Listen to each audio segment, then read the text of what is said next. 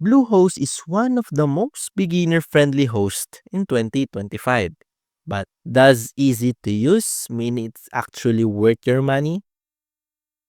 Bluehost is officially recommended by WordPress, and it shows they build one of the cleanest hosting dashboards for non-tech users. You can set up WordPress in one click, manage domains, and install themes without touching code.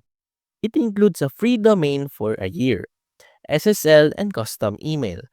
Performance is decent for small to medium sites. Though it's not the fastest on the market, support is 24/7 via chat and phone. And their guided setup is perfect for first timers. The downsides? Renewal prices are much higher than the intro offer, and there's something upselling during checkout. But if you want stress-free hosting with a gentle learning curve, Bluehost still nails it in 2025.